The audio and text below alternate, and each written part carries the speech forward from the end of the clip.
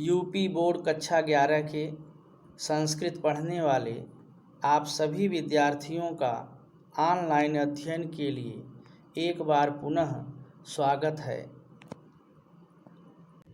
प्रिय छात्रों, हम लोग पढ़ रहे हैं महाकवि बाण भट्ट कृत चंद्रापीठ कथा का पूर्वार्ध भाग।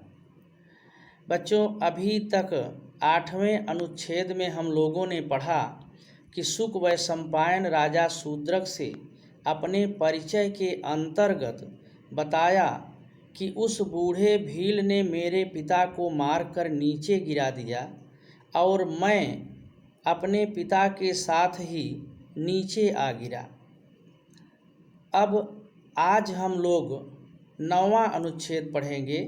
इस अनुच्छेद में शुक स्वयं के बचने और शेष तोतों के बच्चों को भील के द्वारा लेकर चले जाने का वर्णन करता है।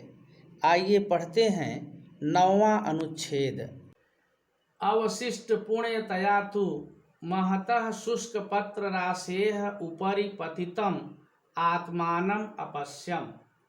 पुण्यतया अवशिष्ट पुण्य के शेष रहने के कारण महतः बहुत बड़े शुष्क पत्र राशेः सूखे पत्तों के ढेर के ऊपर पतितम गिरा हुआ आत्मानम अपने आप को अपश्यम देखा। अर्थात शुक कहता है कि किसी बचे हुए अपने पुण्य के कारण मैंने अपने आप को एक सूखे पत्तों की ढेरी के ऊपर गिरा हुआ देखा। अंगानि में नाशीर्यंत, में अंगानि न अशीर्यंत, मेरे अंग नहीं टूटे। अर्थात सूखे पत्तों के ढेर पर गिरने के कारण मेरे अंग नहीं टूटे, मैं अंग भंग नहीं हुआ। यावदसौ तस्मात् तरुशिखरात् नावतरति, असौ यावत वह जब तक तस्मात् तरुशिखरात् उस वृक्ष की चोटी से नावतरत नहीं उतरता है, तावत तब तक अहम पितरम उपरतम, अहम उपरतम पितरम, मैं मरे हुए पिता को उससे छोड़ करके नाति दूरवर्तिनः, न अति दूरवर्तिनः, जो अधिक दूर न हो अर्थात पास में ही स्थित, तमाल विटपिनः, तमाल वृक्ष की मूल देशम, जड़ में अविषम घुस गया अर्थात छिप गया।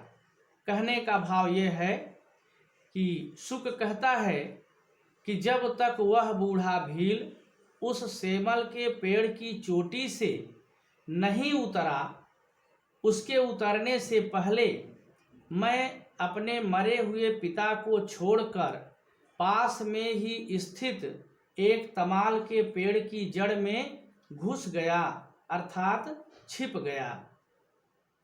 स तदानीम अवतीर्य, वह तदानीम उस समय अवतीर्य उतर कर क्षिति तल विप्रकीर्णान, पृथ्वी पर फैले हुए तान शुक शिशून संहृत्य, उन तोतों के बच्चों को संहृत्य इकट्ठा करके एक लता पास संयतान, एक लता के फंदे में बांधे हुए आदाय लेकर सेनापति गते नैव, सेनापति के द्वारा गए हुए मार्ग वर्तमना, मार्ग से तामेव दिशम, उसी दिशा को अगच्छत चला गया। अर्थात वह बूढ़ा भील उस पेड़ से उतरकर जिन तोतों के बच्चों को मारकर पृथ्वी पर गिरा दिया था, वे फैले हुए थे इधर उधर, उन्हें इकट्ठा करके एक लता के फंदे से बांधकर और उनको ले करके जिस मार्ग से सेनापति मातंग गया था, उसी रास्ते से होता हुआ उसी दिशा की ओर चला गया। अति दूर पातात आयासित शरीरम, अधिक दूर से गिरने से, आयासित शरीरम थके हुए शरीर वाला, माम मुझको, बलवती पिपासा तेज प्यास ने, परवशम अकरोत विवश कर दिया। अर्थात अत्यंत ऊंचाई पर से गिरने के कारण मेरा शरीर थका हुआ सा शिथिल हो गया था और मुझे अत्यंत तेज प्यास ने विवश कर दिया, व्याकुल कर दिया। तो बच्चों, यह इस गद्यांश का भावार्थ है। अब इस गद्यांश के आधार पर क्या प्रश्न पूछे जा सकते हैं, आइए हम लोग उन प्रश्नों को देखते हैं।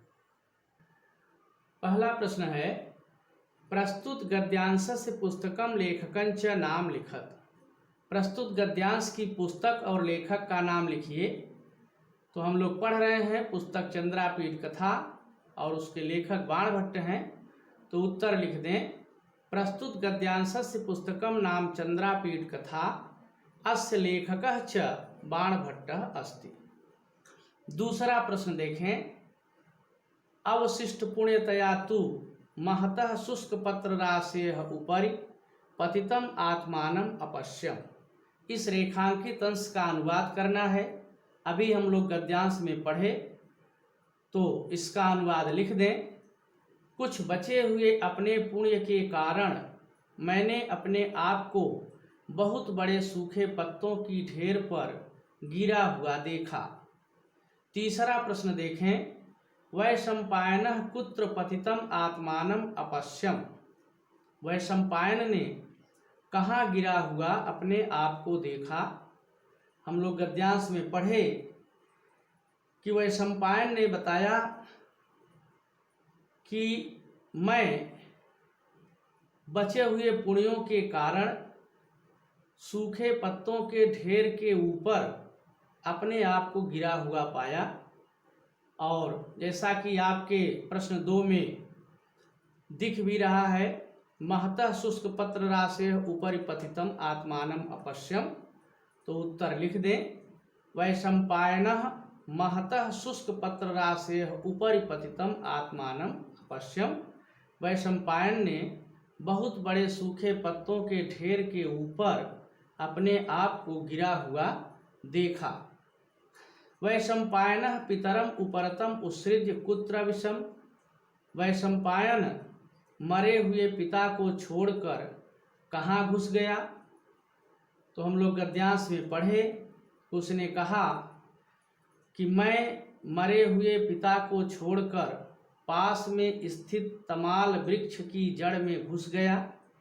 उत्तर लिख दें, वैशंपायनः पितरम उपरतम उत्सृज्य नाति दूरवर्तिनः तमाल विटपिनः मूल देशम अविशम।